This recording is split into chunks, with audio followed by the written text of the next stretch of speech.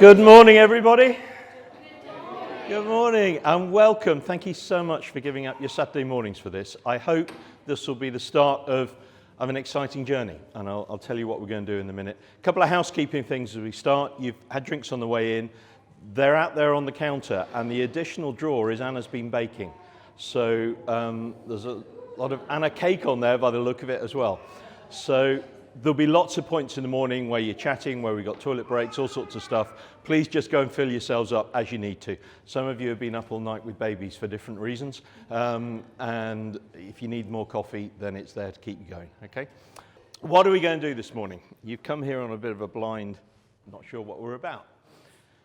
We're going to talk about why new worshiping communities might be important. Essentially because I wouldn't expect you to go on any journey unless you understood that it was important and why you were doing it. So we're going to spend a lot longer on that than you might expect, because unless we have that deep understanding, why would we go to the hassle of doing this? Then I'm just going to give you a brief vision of what might be. Then we'll spend some time on what new worshiping communities are, and finally a short little bit on how you start creating them. That'll be enough today to get you thinking before the second session. The second session will be primarily about a sort of a deep dig, if you like, on how we create new worshiping communities, particularly the bit about how you share Jesus, because that's the bit people get stuck with. Getting people together, having a good time, yeah, most of us are quite good at that. But then how you actually move that into being a discipling community is not as hard as you think. But that's the bit that people get stuck on. So next time, that's pretty well all we'll focus on. But we'll do a bit of it now. Going back to today, there'll be lots of times where you're sitting in tables because you can do a lot of talking together, a lot of working things out together, and there'll be little breaks as well. So that's what we're doing. Then, after we've had those two sessions, that's all the sort of big formal training I'm intending. Because what I've discovered over the years is the kind of people who are good at this don't need 12 months of training and then being sent off to do it. They're not those kind of people. So you go away, you pray, you start doing, and then what we will do to back you up and support you and help you is, if you want to, we'll put you into little learning communities. So we'll put you just in little groups of other people who are doing the same thing so that you can learn from each other and bounce things off each other as you go. But then what we will certainly do is provide each group that's wanting to do something with some coaching sessions as you go along. If you're not used to coaching, it's not teaching, it's just a way of helping you draw out what's going on. And that will show us what training you might need. And we developed this concept a while ago called just like purchasing, really, just-in-time training. So if you reach a point where there's a bit lacking in the knowledge and you don't know when it's going to come, because these journeys can go in any direction, then we'll put the training in just before you need it. So that's the plan, okay? So not lots of formal upfront stuff, but that's the way going forward long term. Your commitment. Christians are always scared. They sign up for something like this and they're bound up for life in it. That is not what I'm asking you to do today. I'm glad you're here, but all I am asking you to commit to is, when you've gone away from here, to pray, to listen, and to dream. What I'm essentially trying to set out for you is a wide open space that you have enough. I'm going to try and populate that space so you can see enough, you can understand enough that you can dream, you can pray, and you can work out what's going to happen. I'm not going to say, we need one of these, who's going to do it? I'm absolutely not going to say that. That's what's going to happen as you pray, as you dream, as you listen to the Spirit. So my aim is to enable you to do that. And that's the only thing I'm asking you to commit to. And some of you will go away and you'll pray and you'll dream and you'll listen and you think, well, it's not for me at the moment. Or it's not for me at all. And that's okay. But some of you will get really excited about what the Spirit puts on your hearts. That's my hope. So, why are we doing? Why have we got in our vision statement, let alone our plans, that new worshiping communities are important? I'm going to spend a fair bit of time on this because I don't expect you to take a statement like this from me without questioning it. My bottom line is, if we only do what we're doing now, about 80% of people, and that's people in this parish, people in your networks, 80% of people generally in this country will not be reached with the good news of Jesus Christ if we only continue what we're doing now. And I don't think that's good enough. So that's the bottom line. But I don't expect you to believe me without the evidence. So we're going to go through the evidence for two reasons. First of all, because I think you need to work it out for yourselves. And secondly, because the evidence itself points to what we need to do and why new worshiping communities are part of the solution. All right? So I'm not going to give you some linear reasoning. It's what I call a kind of splat argument, where there are lots of bits, and as the day goes on, you'll see all these bits thrown up, and together they'll make a picture. But I'm not trying to create a sort of linear legal argument. As I said before, my aim is to give you enough information so that the Holy Spirit can do his creative work in your minds and in your hearts over the coming weeks and months.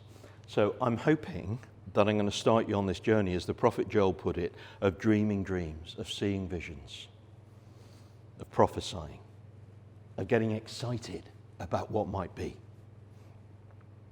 And so I'm essentially trying to provoke you, not fill your minds with information, okay?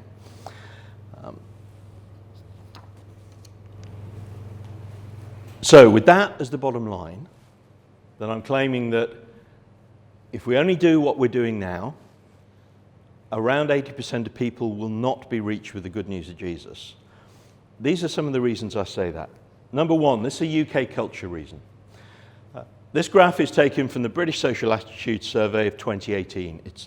Every year they do a British Social Attitude Survey, and it's a big piece of academic research, and they look at different things. 2018 was the last time they looked at religion. The yellow line at the bottom is those who say, yeah, I have a faith, but it's a non-Christian faith, non-Christian religion, okay? It's there, it's rising, largely through immigration, but it's not really significant compared with what we're talking about. So we drop that one off. That's not really one of the arguments we're looking at.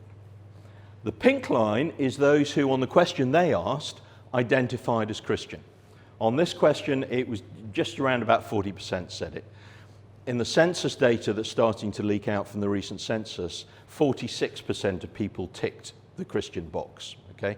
Big newspaper headlines because it was under 50% for the first time in a long time. But it depends how you ask the question, but it's that kind of number.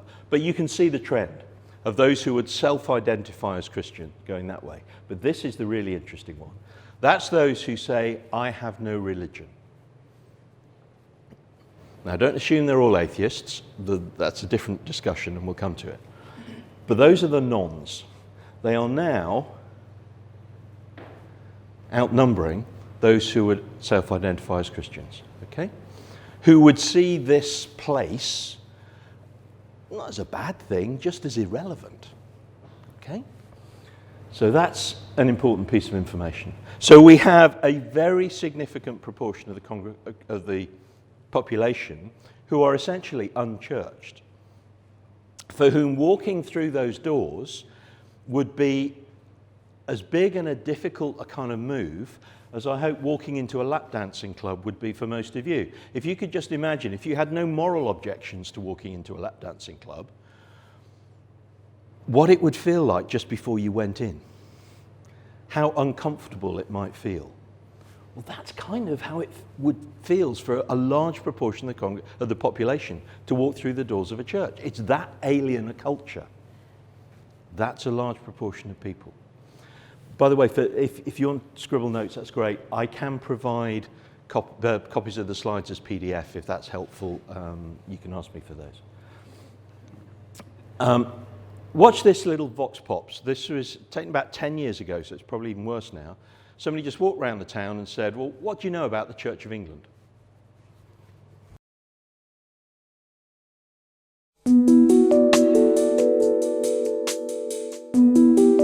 Church of England? No, not really, no. I don't, because I don't attend. Nothing, yeah. I used to go to guides there. Church of England? I really don't. But the Church of England is As in, in... where the Archbishop of Canterbury is. I don't know. Who's the Archbishop of Canterbury?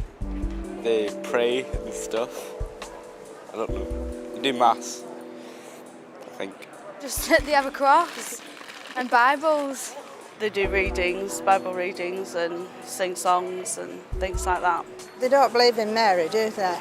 They don't have a mass, they have communion. I do know that.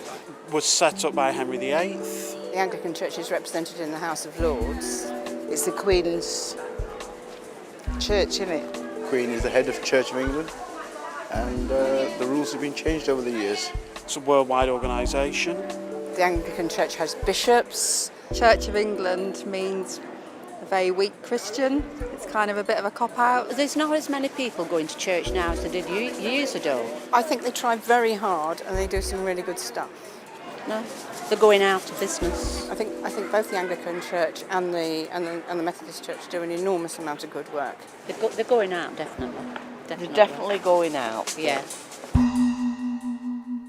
Okay, just simple vox pops. What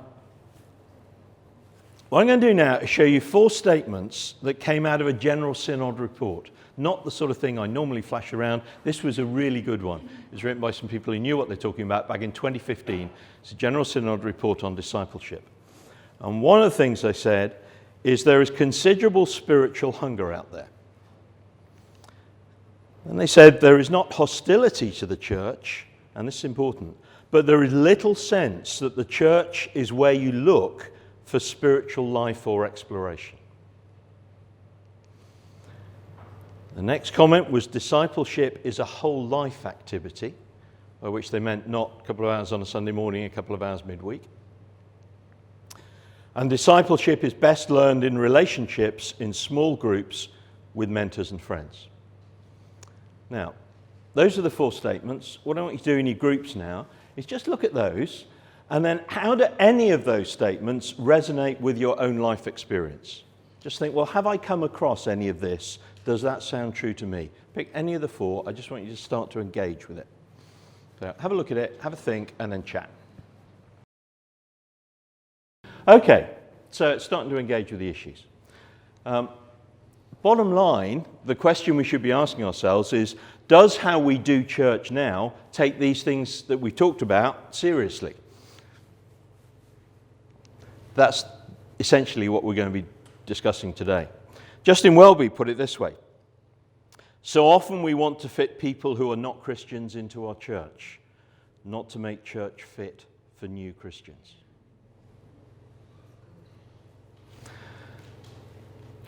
Okay, next bit of the splat argument, UK culture number 3, changing family lifestyles. Certainly, let's go over the last 30 years or so.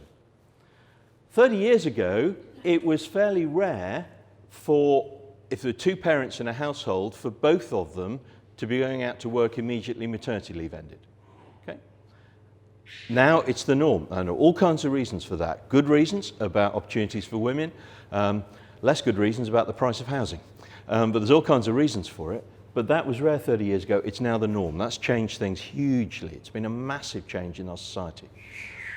For those in families, anyway. I think partly as a result of that, but certainly families are much more child-centric than they were 30 years ago. So I remember a vicar saying to me a few years back, he was in his early 30s, had a couple of young kids, and he said, Alan, you have to understand, as a family, we won't do anything that our children don't want to do. Now, you say that statement amongst baby boomer generation, they just don't get it, okay? That's been a massive change in the way our society thinks and works. And you add that to the unchurched bit. Work-life balance has changed hugely. This graph here of the number of people on 0 hours contracts, and that's about a decade ago. And that's what's happened over the last decade. So that's people who can essentially be pulled into work at any time and can't plan their lives in any way at all. That's been an enormous change, and it affects the way people can engage with things. Don't underestimate the impact of the mobile phone. You know, people's offices come home with them. I used to be on call 1 week in 4 when I had a proper job, and that meant I carried a bleep. And if it went off, I had to phone the plant, find out what was going on, decide if I need to go in or if I could solve it. And that was the only way they could get me. Now, not only can they get you 24/7, but the email's there all the time.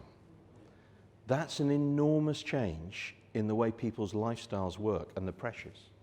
You know, in France, they've just passed laws to say it's illegal to email people outside of office hours, haven't they? I don't think that's going to happen here.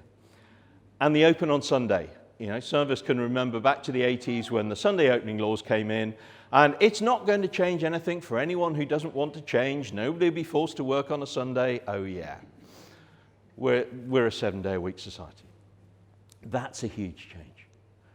So just focusing in on those Sundays that used to be our day, Sunday morning is largely about children's sport, if you've got children of that sort of age. Sunday afternoon is when many people do their weekly shop. Sunday evening, sit down together as households and watch Strictly. And it's a different day. Now, there are gaps. There's a gap in the morning, early on, before sport. There's a gap round about tea time. And there are gaps in the week. But Sunday 10:30 is not necessarily a sensible time to reach the people we're trying to reach. So we have to go through those questions. Another issue, this is just a bizarre one, but it's quite fun to throw in. Myers-Briggs personality typing. There are 16 basic types of personality according to the Myers-Briggs system, okay?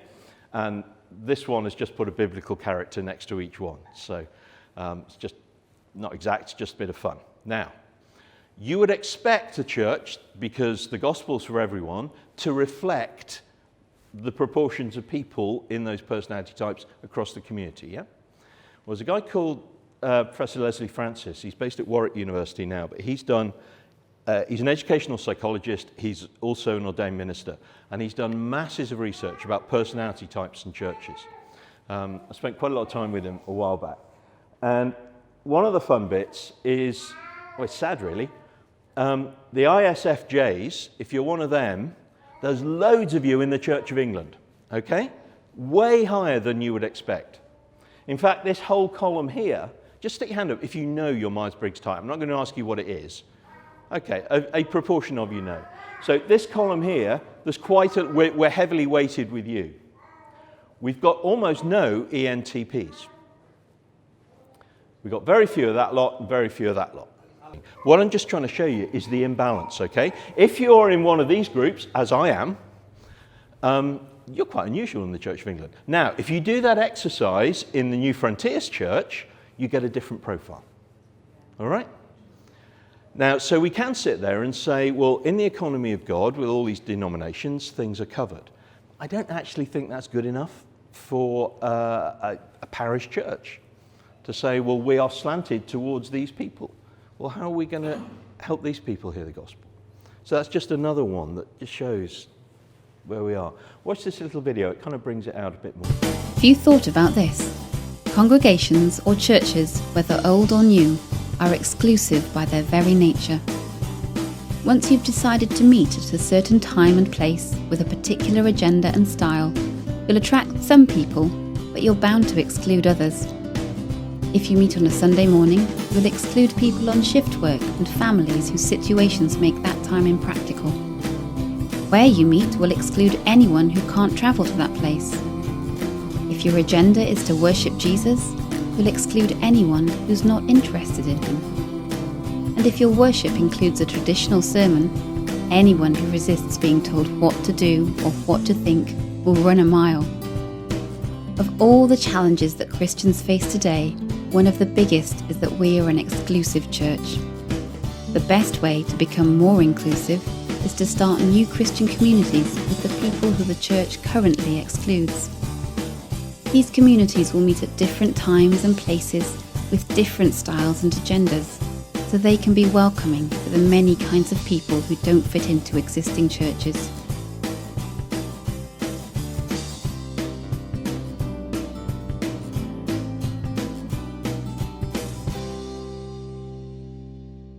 Okay, So, back in your tables for a little chat.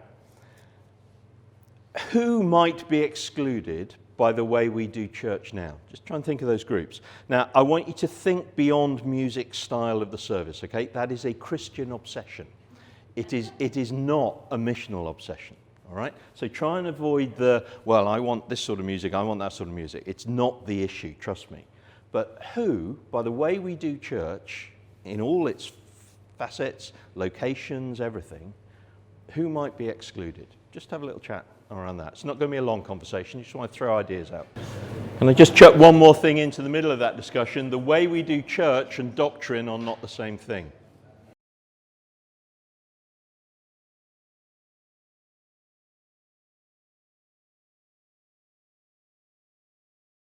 So all kinds of reasons, and we could go on for ages with that, okay? Just got in our heads, gosh, that's happening. Doesn't feel good, does it? So we have this culture gap between where a large proportion of people are and where the church sits. Now that culture gap is not to do with God. God is relevant and able to communicate in all these places. Now you can cross that culture gap very often, not always, but often with friendship. And that's a kind of dotted line because it's not surefire. But friendship, will you come with me, is a powerful question and can help people across that gap. But the gap is very real. And there's sort of two bits to it. And I'll end up with that. But I just want to show you some of the effects of that gap, this culture gap that's opened up between most of society and where the church is. If you think about the way we do evangelism, just go back a few decades. In the 80s, you say there's this man called Billy Graham, he's got something relevant to say about life, come and listen. You could fill football stadiums. People would say, yeah, I'll go and listen to that. In the 90s, that was the heyday of guest services in church. In the church Jane and I were in, we could put a guest service on, 300 people would turn up. Because they were close enough to thinking, yeah, the Christian faith might have something to say about life. Try that now, it wouldn't work. In the 2000s was the heyday of small groups. Alpha is the most obvious, there were lots of others. It's when people were, is a bit more personal, and usually by personal invitation, but also by advertising. They'd come and say, yeah, I'll engage with that. For the last 15 years or so, I would say the vast majority of fruitful evangelism happens one-on-one. Because the institution is no longer trusted, but the individual is. You trust your mate, you don't trust the organization. That's one of the effects of all these changes. The other one is if we just look across the population as a whole in this pie chart. Now you can define Christian in lots of different ways, but if we take a working definition of a Christian as someone who attends church fairly regularly, reads their Bible fairly regularly, and prays fairly regularly, okay? Depends exactly how you ask the question, but that sort of practicing Christian definition will be about between 9 and 11% of the population. It's that kind of proportion, okay? Which you might find high, you might find low, but that's what it is. There's another bit, we'll come back to the 46% of those who tick the census box in a moment. So that's where the sheep are, in that 11%. The vast majority of church growth, and you go to any church website, particularly if they're evangelical churches, they say, we are a growing church, really important to people. The vast majority of church growth is not church growth. It's shuffling sheep from one sheepfold to another within that 11%. So what? I mean, rugby is particularly good at that. Rugby is astonishingly good at that compared with any town I've ever lived in. But we're just shuffling sheep. What use is that to the kingdom, frankly? There's an awful lot of goats there that we're not touching. Now, let's add in this extra group who tick the Christian box. That's up to 46%. In reality, if you look for some evidence for, are these people Christians? Let's, turn up for church now and again at Christmas or Easter or Mothering Sunday, or want to have a funeral in church when they die. That kind of thing, there's some connection with church, that going through the door is not that weird or frightening. That takes it down to about another 10%. All right? Those are, if you look at the Christmas stats and those sorts of things, those are the people who have some kind of engagement with church, rather than just ticking a census box. So we've got a few goats there, but that still leaves roughly 80% of the population who just have no tangible connection with the culture that we live in our church groups. That's where my bold statement comes from, okay? UK culture has changed in many ways and quite dramatically. Church culture really hasn't much. Styles may have done, how we dress may have done, bits have changed, but church culture fundamentally hasn't changed. And that's the bit we've got control of. Can't change this, no point in whinging about it, but we've got control of this if we're going to close that gap and help people engage with the good news about Jesus. So that's why I made the statement. I hope that's given you something to say, well, yeah, that might be true. If we only do what we're doing now, it doesn't mean we stop doing what we're doing now, because that's working for 9 to 11%. If we only do what we're doing now, roughly 80% will not be reached with the good news of Jesus. Really important that we're kind of on board with that. Any questions on that? Anything you want to challenge, ask about before we move on? Or does it make sense to you? You okay with that? Okay. Before you came, in the email I sent you in preparation, I asked you to think about people you know who don't engage with church, right? And the questions I asked you were, do they have any background of worshipping in a church? Someone will, someone won't. And how would they classify themselves? Not how do you see them, how would they classify themselves? As an atheist, as someone with no religion and not interested in spiritual things, a spiritual but not religious, other faith, Christian but not interested in church, or something else, used to be a Christian, chosen not to be now, whatever it is. Now, I don't want you to go into the reasons or any big discussions, but just think about those people that you've had in your head before you came, and just, anonymously share those things about them. Might be groups of people you know, might be individuals. Just on your table, let's start to get a feel for the people we know. Do they have any background of worshipping in church, and how would they see themselves? Just share those things briefly now. Yeah, and then we're going to break for coffee after that.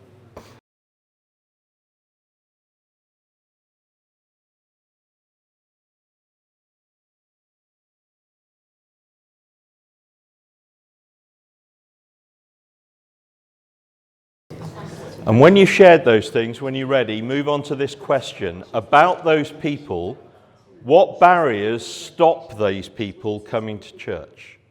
What barriers can you think of that stop those people you've got on your hearts coming to church? Have that discussion about them when you finish saying who they are.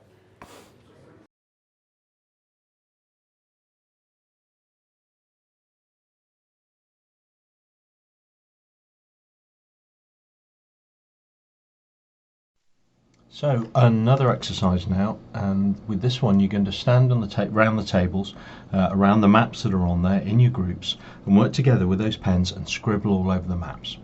We want to identify on the maps where are the worshipping communities, like those in red, where are the cultural centres of gravity, things like the schools, the sports centres, the community centres, where do people gather?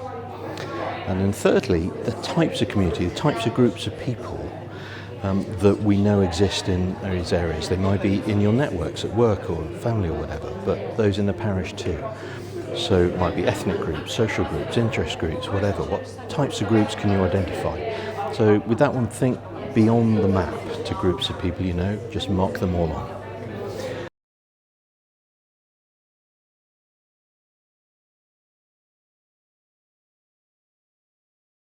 Then when you've done that, the next exercise to ask yourselves, essentially, where are the gaps, but specifically, who would find it hard to access a Christian church? Of those groups you've identified, you see where the places of worship are, who would find it hard to access a Christian church? And why might the people you've identified gather together in a group? What interests them? What would cause them to halt their busy lives and gather together?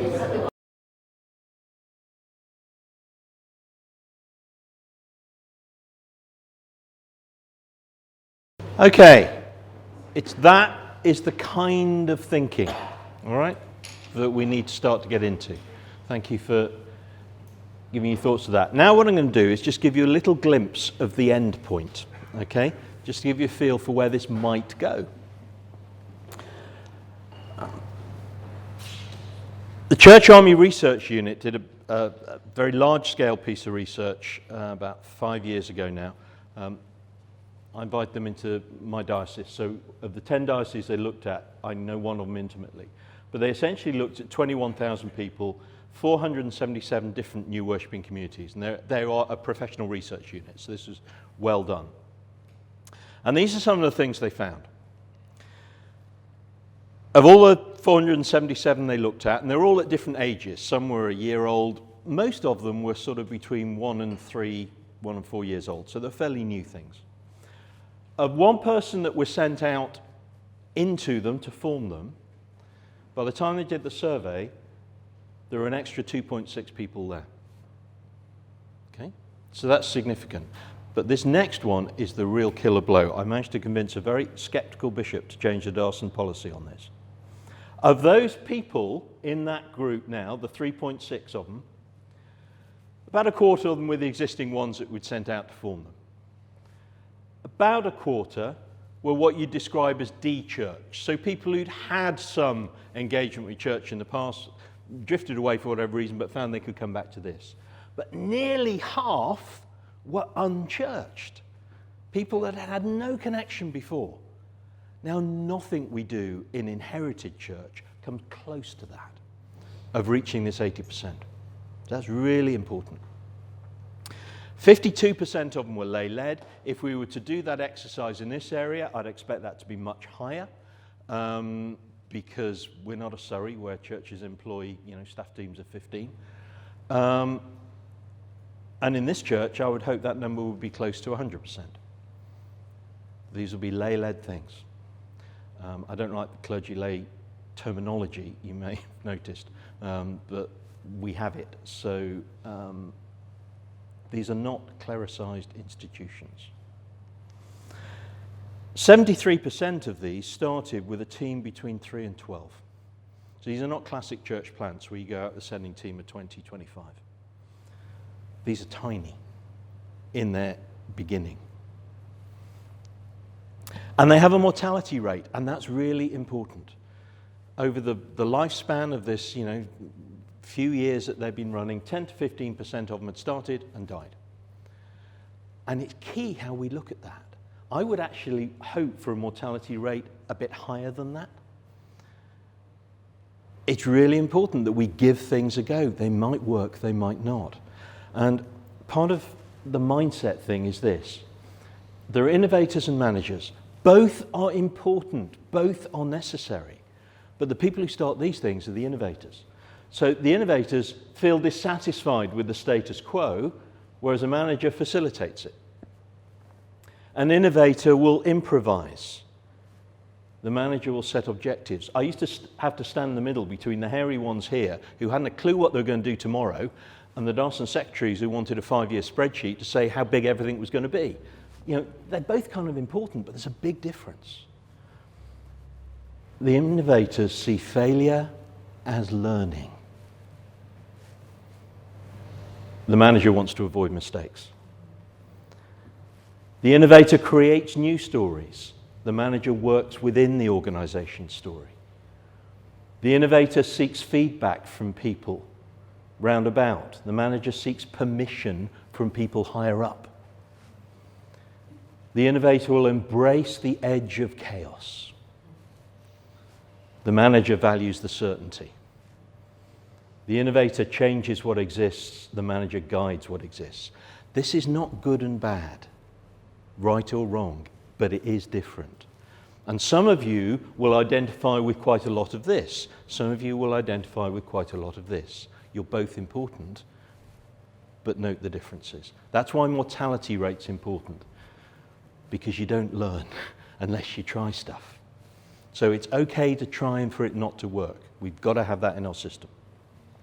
So when we put this in the church vision statement, being church in a variety of ways, I heard people interpreting it as, well, this is about giving Christians what they want. Whenever you do worship reviews with a church, normally, if you don't guide it really carefully, what happens is people say, well, I want this, and I want that, and I want the other. That's not what this is about. This is about creating effective missional units that are actually effective in mission, all right? Not just saying, well, you know, some of the church would like this, some of the church would like that. Of course we take that seriously. Jane spends half her life trying to juggle that kind of stuff in our worship patterns. But that's the key bit of why that's in our vision statement. So in picture form, if that's how you work, this big circle here is our church, all right? As it is at the moment, sort of inherited model. And we've got small groups within it. We've got congregations within it. We've got outreach ministries, things like Coffee Break, that try to form ways like bridges into it. Might have church plant in it. Might have some outreach ministries that are not trying to form a bridge into it, that are just there because they're the right things to do, like a food bank, for example, things like that. So that's the kind of model that we've got. This is the model that I'm hoping we can move to. The big circle now is church. And you've still got what we've got now. Still part of it. But we've got new worshipping communities added in, and they're dotted lines. Because these are not just part of this, like a small group is. You know, if you're in a small group, but you're not in a worshipping setting in the church, there's something a bit odd there. Here, this is your church. And they are related to the middle, but they're quite autonomous units. And how we do that relationship is really important. We'll come to that later. Rowan Williams coined the phrase, a couple of decades back probably now, of a mixed economy. The problem with that phrase, and it was helpful at the time, the problem with it is sets up this kind of one or the other. So you've got inherited church versus what we'll term fresh expressions for now, and church plants, as if they're different things.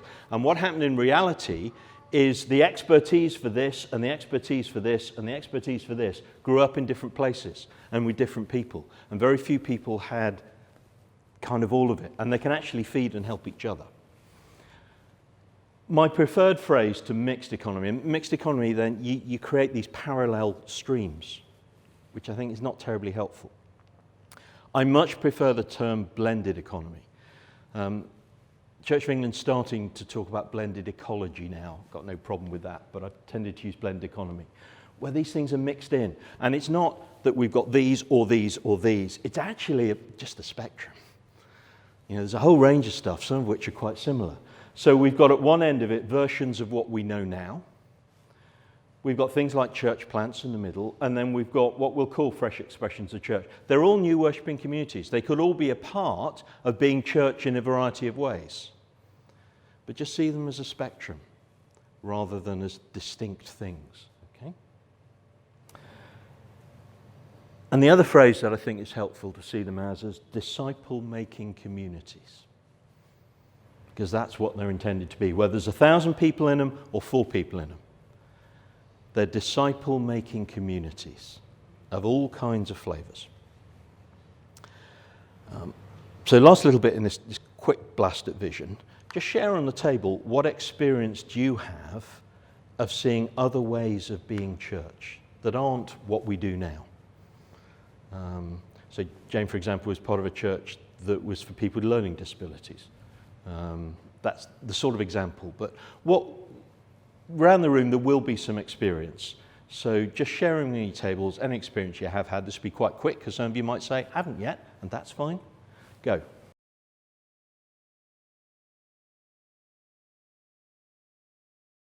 Okay, let's just open that up to the whole room. I just want you to shout out now, not long explanations of what it did or anything else, just one-line headlines. What experience do we have in the room? So shout them out. What have you been part of? Sunday Night Live in Costa. Sunday Night Live in Costa. Perfect. Thank you. Messy Church. Messy Church. Muddy Church. Muddy Church. Street pastors. Street Pastors. Way of being church? Maybe. Okay. We can talk about that. Coffee shop church. Coffee shop church. Yeah. Like Costa. I think called Little Labs, which we did alongside toddler groups. Little lambs alongside a toddler group? Sunday lunch club. Sunday lunch club, okay. If we can turn that into a church, we'll talk about how we do that. Open hands, that was for people with learning disabilities. Okay, so there's a fair amount of experience in the room of doing different things. So that's just a little glimpse of what might be, okay? That's the vision bit that you normally put at the end. I just want to tease you with it. So let's get on to the big question. What are new worshipping communities? What defines them? So I've already talked about this spectrum, version of things we know. So they might, the being church in a variety of ways for us might, I don't know, I'm not saying the Lord has said this is right, I'm just putting examples down. Let's say we put on a 5 o'clock all-age service, or the 7 o'clock, what we're doing with Oasis at the moment. They're just versions of what we know now. And they could be an important part of our ecology. Church plants, for example, onto new housing estate or into a school where there's already a community that you build into.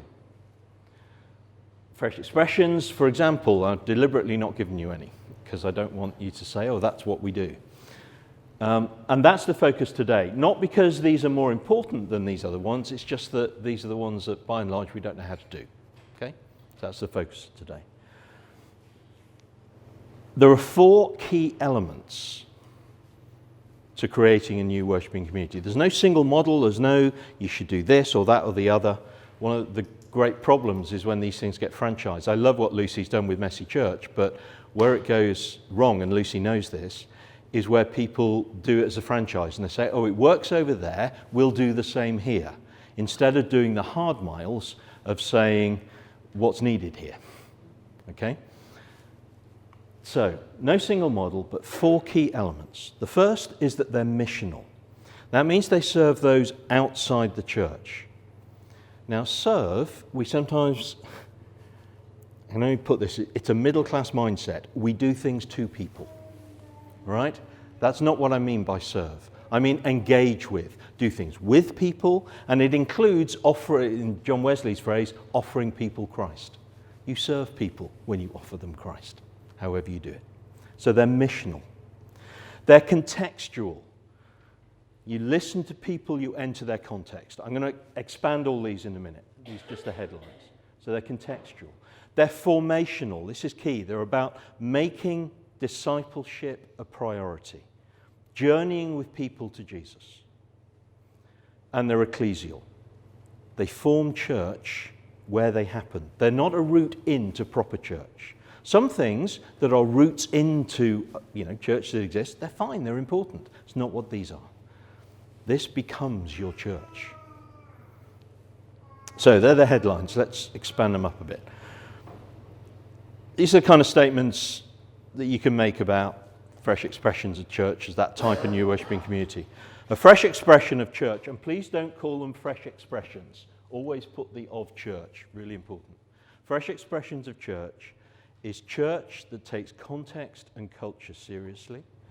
It starts with people, and then as they respond to the gospel, sees what kind of culture emerges. I'll clarify that as we go along. So, missional. Quick buzz in your groups. How would you define missional? I want from each table 15-word max. If you can do it in 2 words, great. I don't want more than 15. You've got maybe 3 minutes to give me a definition of what missional means. Go.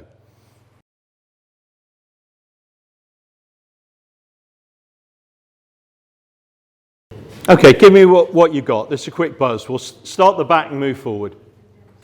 Sharing the gospel as invitation. Sharing the gospel as invitation. Thank you. Supporting people's needs by reaching out to where they're at. Okay, thank you. Supporting people's needs by reaching out to where they're at. We've got sharing and demonstrating Jesus through word and action. Sharing and demonstrating Jesus through word and action. Sharing Jesus with people where they're at. Sharing Jesus with people where they're at. Going out and sharing the good news of Jesus. Going out and sharing the good news of Jesus. Thank you. It's all kind of in the same direction, but we've got the conversation going. They're helpful. Thank you. Jesus said, go. The church tends to say, come. You got hold of that in your definitions of mission. You're all talking about going. That's important. The three ways of doing mission are often represented this way. There's the attractional come to us that we've had in a few decades as a church. There's the engage, go back and invite. Roy Crown and Hope are quite good at projects for this. Some of you will have been involved in sort of stuff where you go out, you do people's gardens, you make lunch would be an example of that sort of thing. You go out and you invite people back. What we're talking about today is this model. It's often called the emerging model. I'd rather call it the missionary model because it's not actually that new. If you think about how missionaries, say, going to China functioned a century ago, they went out and they stayed out. And they just went out and they engaged in the communities they were in, and they found appropriate ways of creating a worshipping community through being there. And that's all we're actually talking about. It's not new. This is not cultural imperialism. It's getting into the culture you're reaching and sharing Jesus there. So it's that model we're talking about, going out and staying out. Only doing it here. You don't have to go overseas to do it. Now we move on to formational. Jesus said, make disciples. The church tends to say, make church attenders. They're not the same. Dave Mayle, who looks after discipleship and evangelism for Church of England now, said this once. There's a disastrous assumption that discipleship needs to be done after evangelism has taken place. Now, it might seem sensible to you. We evangelize people, then we disciple them. But I think I'm going to show you why that's wrong. Some of you have seen this before. This is called the Engel scale. It's something developed by James Engel, 1950s, just to show stages of spiritual development. So we begin at this end, people with no God framework at all. So Richard Dawkins, God bless him, is down here, okay? And you can argue this, but it roughly works. Experience of emptiness, vague awareness, interest in Christianity, awareness of the gospel, positive attitudes, experience Christian love. I would argue that could happen anywhere, frankly. Awareness of need, grasp implications, challenge to respond, acceptance and faith. The bit we classically call conversion. But it doesn't end there. You evaluate the decision. That tends to come up here as well. Very often happens in midlife as well. Learning the basics, functioning member of the church, continuing growth, effective sharing. So between Richard Dawkins and Justin Welby, there's quite a range, okay? And we're all on there somewhere. Historically, we've done our outreach about there. And that's been okay because we do church about there, and the two overlapped. So we'll have talked about fringe and things like that, and that's this bit here. And that's where we did our evangelism. Problem we got now is that most people are about there. And you can see the gap. So we can't just say, hey, come over here. It's too big a gap. So we need the steps to help people get there. Now, you can sometimes, and we'll probably all know examples of this, people who've made that jump through friendship, through invitation. If it's an accompanied journey, people can sometimes make that gap. But by and large, we've got to bridge that culture gap. But it's actually more complicated than that now. Because virtually all the ways of doing things we have on this line here are didactic.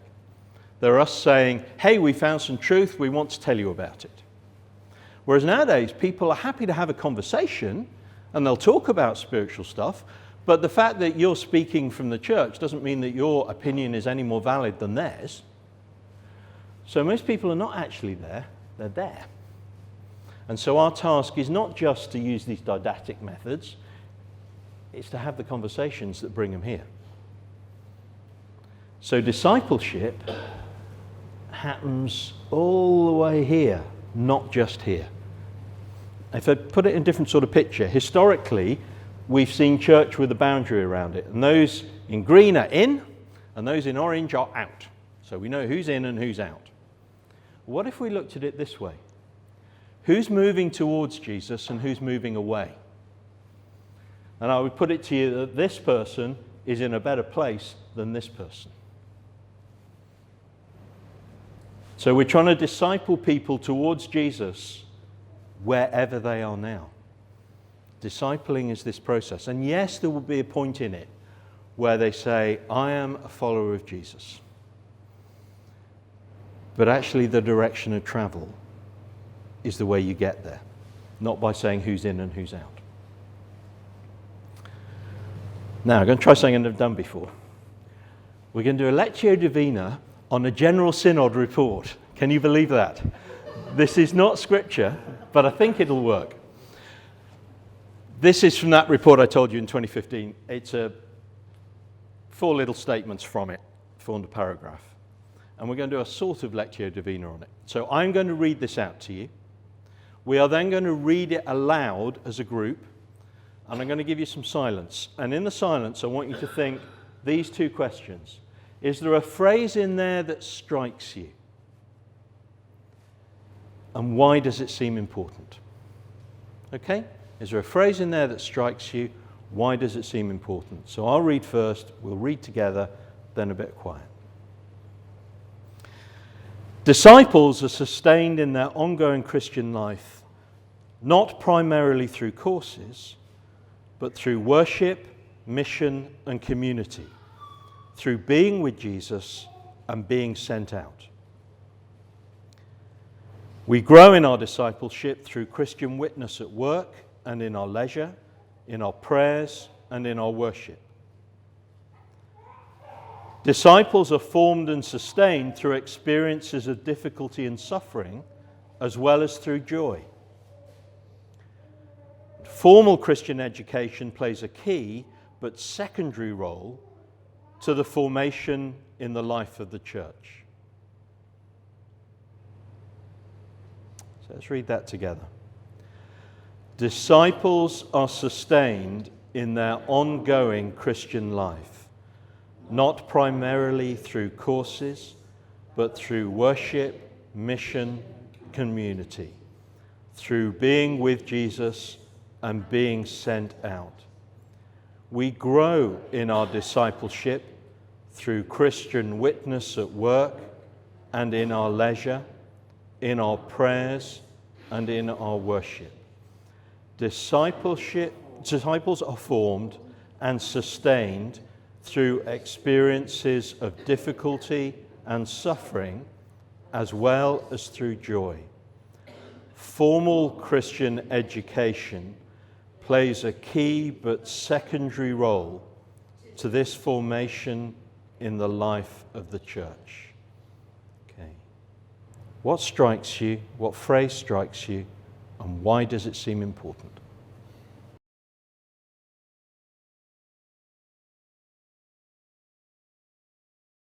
Chat around your tables now. Is there a phrase that struck you, and why did it seem important? Just share with each other. Okay, so we've looked at missional, we've looked at formational. Now let's have a little go at contextual.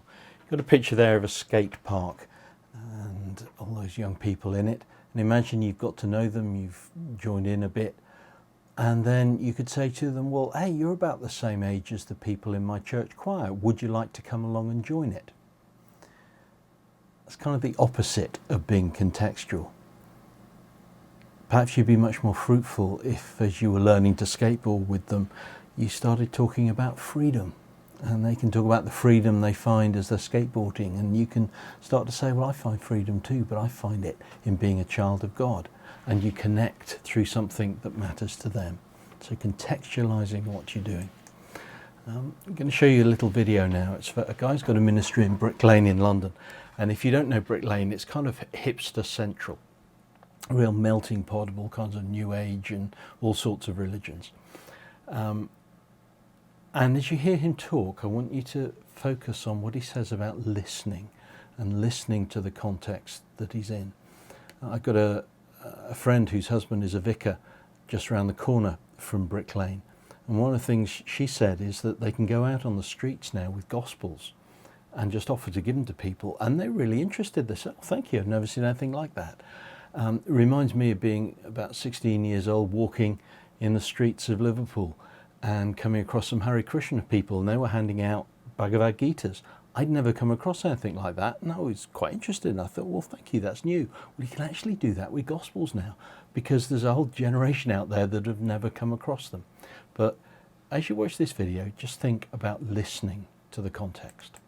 It really came together when I walked down Brick Lane one Sunday, and there was, huge numbers of people walking up and down Brick Lane, and there were, things like tarot card reading going on, and there were Muslim evangelists out in the street proclaiming that, come and hear about the true Islam that we hear about in the media,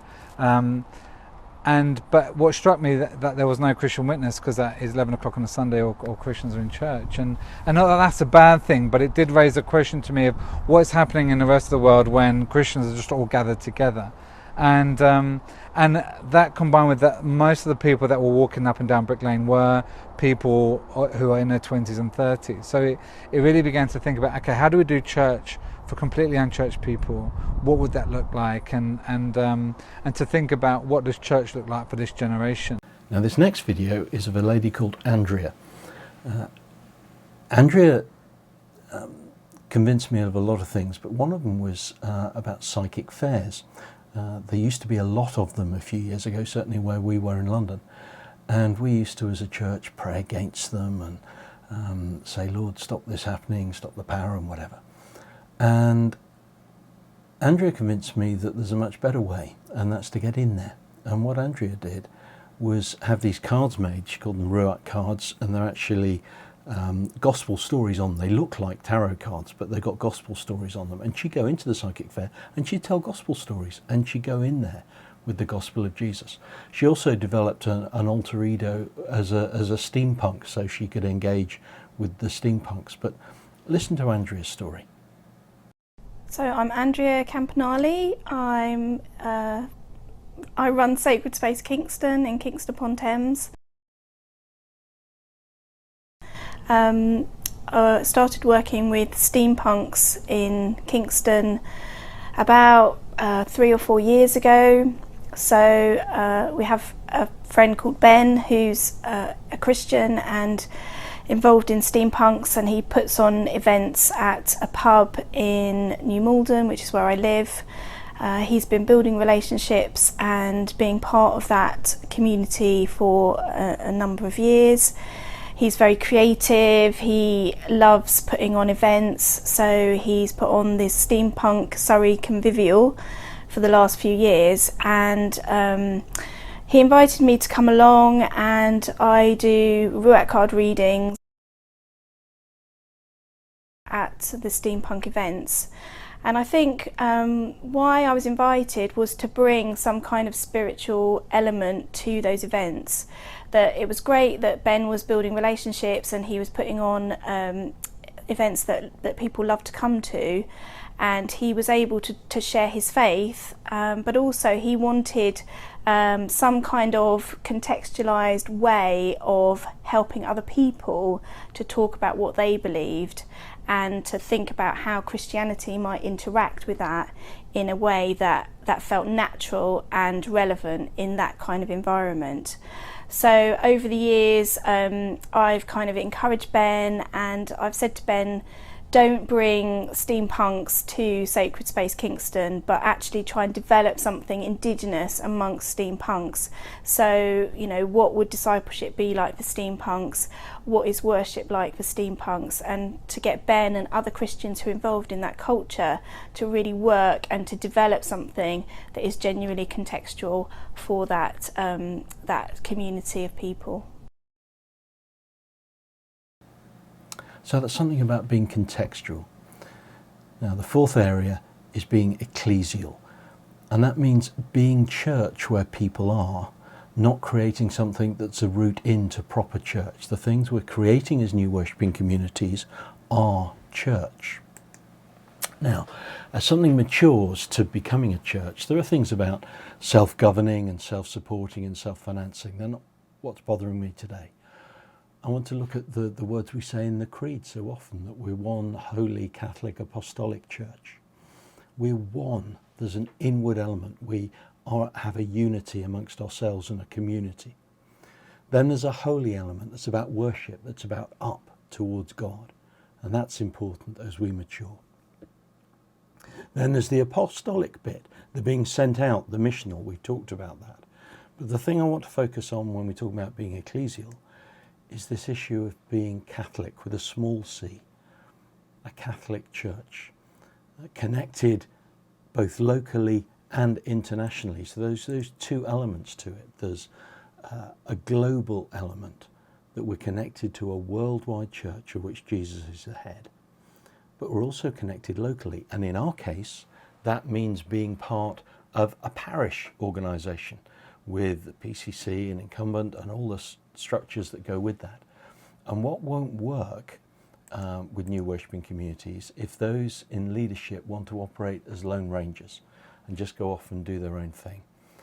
You need to have enough of the entrepreneur, of those who can go and do things, that you can get on with it, but also the humility to come under the authority of the PCC and the parish structures. So Lone Rangers doesn't work for this. So we're looking for people who can operate at both those levels if these are going to work well within our parish. So those four areas: missional, contextual, formational, ecclesial. I'm going to try a little exercise now to get you thinking about what they actually mean.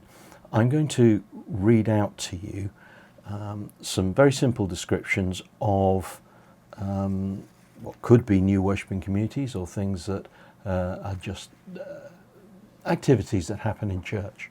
And in your groups, I want you to get on the floor there where we've got the big cross laid out and the four corners of missional, contextual, formational, ecclesial. And I want you to discuss amongst yourselves and then go and stand. Whereabouts do you think the thing I'm reading to you is? So is it primarily missional? Is it ecclesial? How does it have the balance? If it's perfectly balanced, you'll be in the middle of the cross. But where is it moving towards?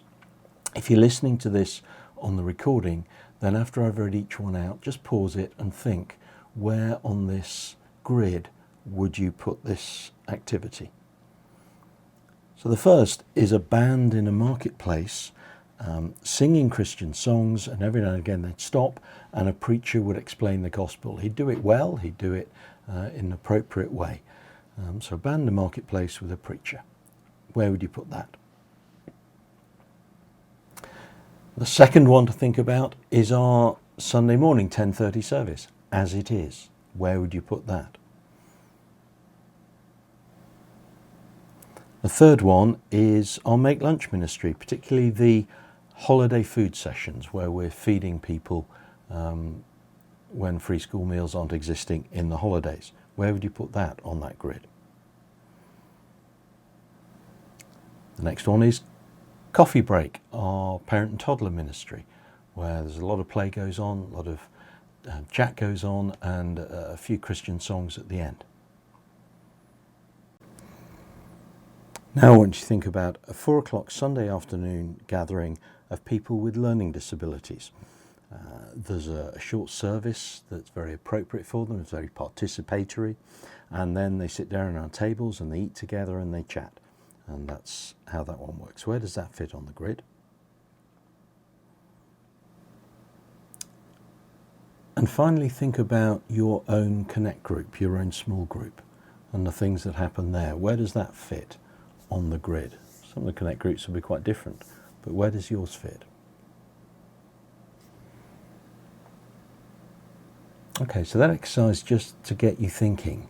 What's missional, what's contextual, what's formational, ecclesial. And if you're on a journey with one of these things, you need to get those balanced. So you need to understand what they are so you can strengthen the bits that are weaker and move towards having a balanced, functioning church. I'm just going to whip through some material now. A lot of this is just going to be examples. Do churches have an optimal size? I would suggest you no. All right, my favourite size of small group is 4, personally. You can get really deep. So this can be any size, all right? I'm going to tell and show you some stories now. These are not models to copy. They're examples to get you imagining, all right? The first was a community nurse. I forget her name. But she realised there were a bunch of mums in her area who were suffering postnatally with different levels of depression. And so she got them together in a group to talk about that, to share with each other, and they formed quite a tight community, as postnatal groups quite often do. And then when it came to the end of the natural life of that, they decided the women involved didn't want to stop meeting. So she gave them a number of options about what they could do. They said, we want to meet when our partners are looking after our babies, and we can just meet as adults. And she said, what do you want to do? And what they chose to do was some Bible studies. And she ended up inadvertently leading a little church. But it started off just by gathering people with that common interest and common need. The next one is Dinner Church. This is in Indiana. You can tell it's from the US, not just from the accents, but from the amount of food on the plates. Dinner churches transform everybody. The Lord really started bringing the dinner church theology to us, the way they did church in that first 300 years while it was an agape church, a dinner church, a table church. And finally we said, well, let's just go back and do what they did. I mean, they brought a lot of people to Christ while functioning that way. Okay, longer video, you can go on YouTube. Forest Church, this is in the Diocese of Gloucester. Don't know exactly where, but somewhere quite countrified.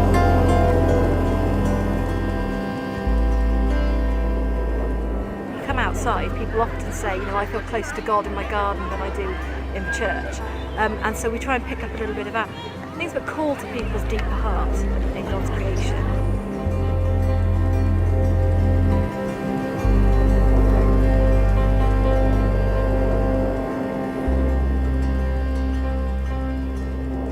I don't really like proper church. I find it quite boring. I'm sure many other children agree, and this is a lot more fun and child inclusive.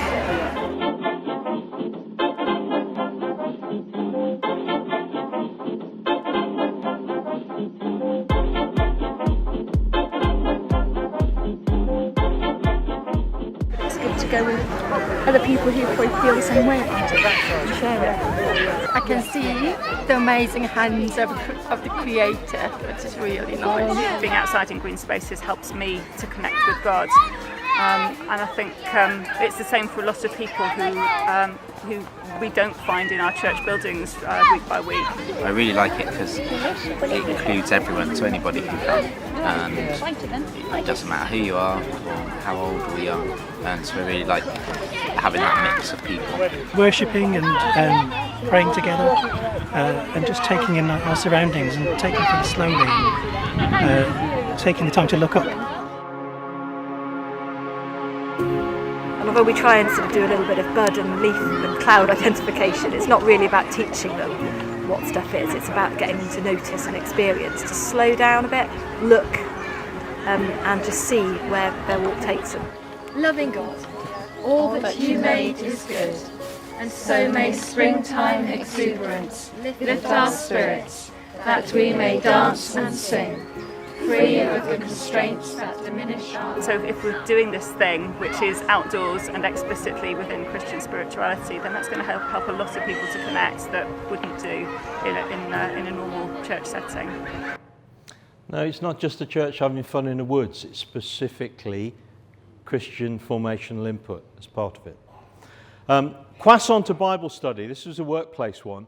Two Christians discovered each other in a workplace, decided every Friday they would take croissant into the office and just give them to people. And they did that every Friday for quite a long period of time. And then every Wednesday lunchtime, I think it was, they used to sit down and do a Bible study together, quietly in the office, not interfering with anyone, but very visible and obvious. And people started asking them questions. Well, why do you bring the croissant in? Why do you meet together on the Wednesday lunchtime? What are you doing? And they said, well, come and join us. We just read stories from the Bible and we talk about them. Just simple contextual Bible study. And that grew into a group of people exploring Jesus together. Hot chocolate in Dundee, final one.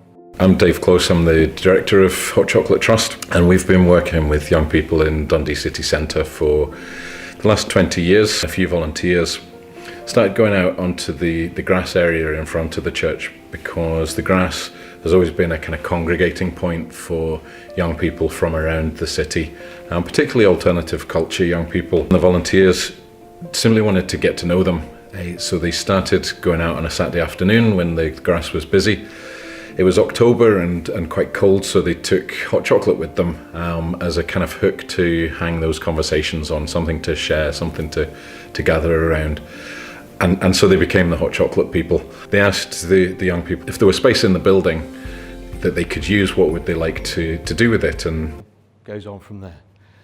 We'll go out, we'll take hot chocolate into your world, and we'll talk about what matters to you. And then we'll start telling you what matters to us. So just some examples. In this little video, just listen how people-focused it is.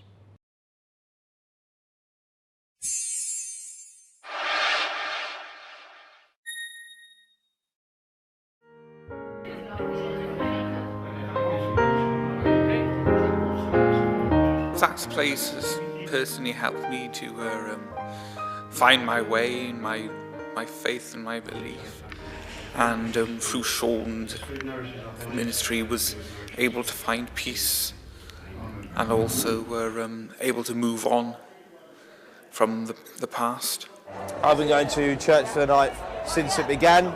My favourite was the Christmas one. I think it puts across the church in a different way to what you would normally perceive it. Almost 3 months ago I started to come along to Vitalise every Sunday night, and as cliche as it may be, it has literally changed my life.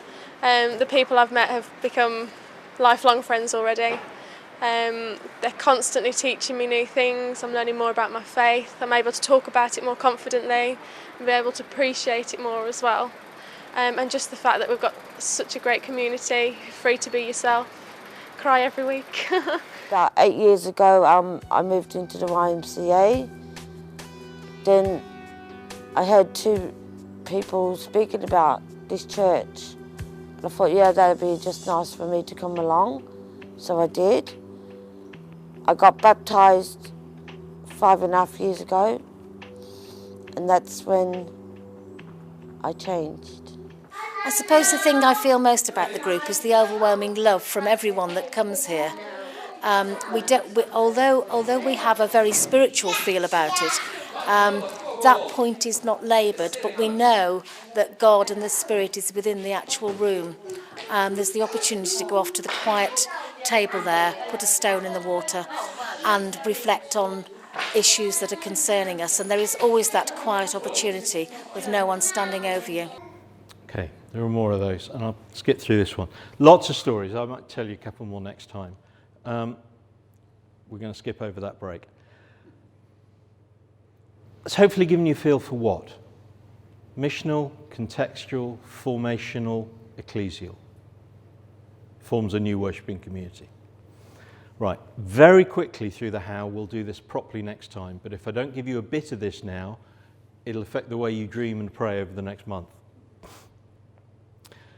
The standard principles for how we do mission evangelism remain. This is something I've explained, gone through with you before.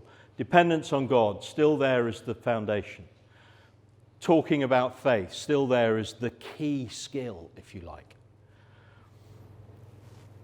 Having a missional mindset. If I say this statement to you, the best decision anyone can make at any point in their life, in any circumstances, whoever they are, wherever they are, is to become a disciple of Jesus Christ. That's actually a Justin Welby quote. If we don't believe that, why are we doing it anyway? So it's just remembering that. We're not trying to convince something of some people of something that isn't good for them. Communications and reputation, we've talked about that. Hospitality in all the forms that people really feel welcome, whatever we're doing. And then new worshipping communities is the kind of top bit, all right? That's where it fits. All these other things are still important. So how do we do them? We pray. We love the people we meet. We relate with them. And then we create what it is we're going to create, that is missional, contextual, formational, ecclesial. Usually what we do is we create something and then say, come along. We'll get to know you, we'll love you, and then we'll start doing the spiritual stuff and we'll pray together. That's usually the way we do stuff. This is backwards. It starts with the people, and then you create something that comes out of those relationships. All right? How to begin? Fresh expressions of church are small groups of people exploring life and following Jesus together, which are igniting explosions of love all over the world. So how do you start a fresh expression of church? 1. You pray and listen to God directly, to people around you and to Christians with wisdom to share. 2. You share in loving and serving with the people around you. 3. You build community together. 4. You explore following Jesus with anyone who's interested. 5. You encourage a new Christian community or church to take shape around the new people who are coming to faith. And 6. You encourage new people to do this whole journey again.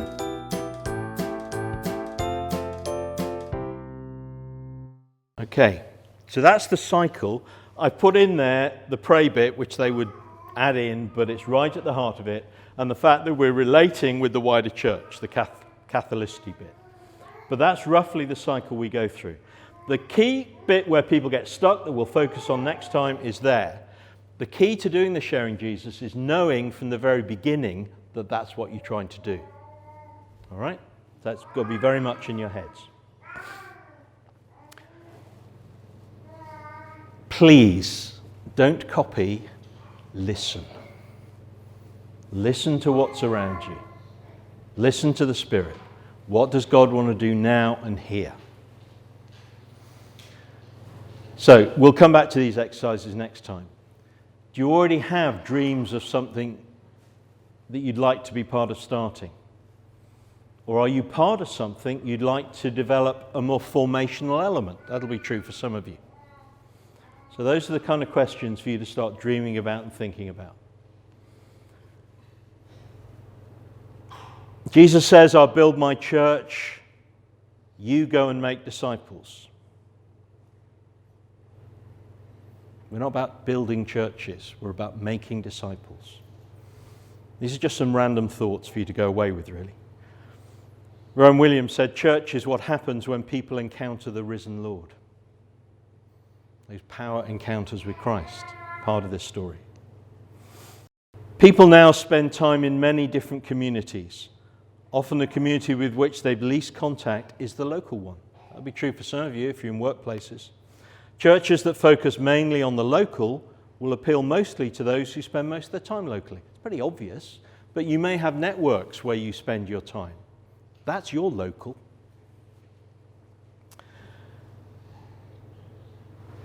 And perhaps most importantly of all, there are no strategies and no plans beyond prayer and obedience.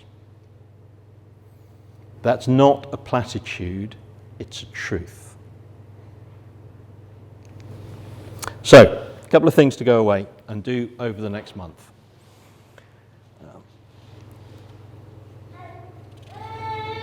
I said at the start, the only thing I was asking you to commit to was to pray, to listen, to dream. I'll send you an email with these things out. Please listen to the creativity of the Holy Spirit. I've tried to give you enough today just to prompt that and provoke it. What's the Spirit saying to you? Is He giving you a passion for something or some group? Or is He giving you a passion to take the next step in something that already exists? Is it something new? Ask yourselves those kind of questions as you pray, as you listen, as you dream. And if you have a smartphone, I'd ask you to download an app called Godsend.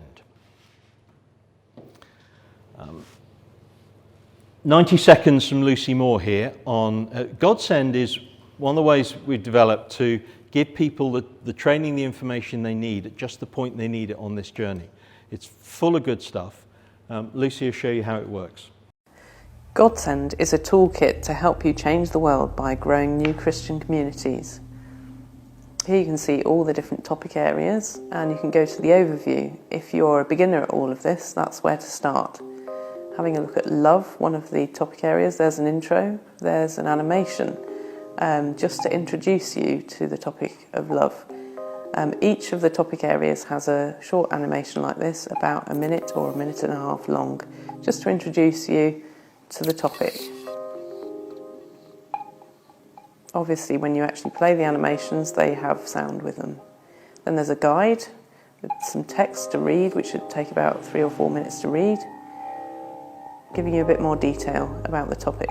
Then there are some story videos, and then there's an action area with some Bible questions and discussion and suggestions for action. So going to another area, community, and within that there's another one talking about community.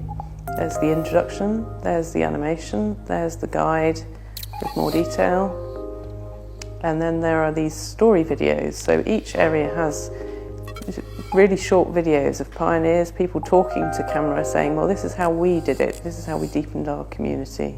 And then there's the action area and a bit of Bible in there and going back. So that's Godsend. Okay, if you can have a look at just the overview section over the next month, that would be really helpful. If you want to go through all of it, you're welcome, but the overview would be great. If you don't do smartphones in particular, these little books, 21st Century Christian, has got most of the same information in it. You're welcome to one of those. This is a slightly older one, very similar, called Refresh. And the Godsend material itself is in these books. This is quite repetitive, but actually quite useful. I took it on retreat last time just to refresh my own brain. I've only got a couple of those, but you can pick them up on Amazon. So if you want to go away and take a short read away just to reinforce what you've done, if smartphones are not your thing in particular, then those are there for you.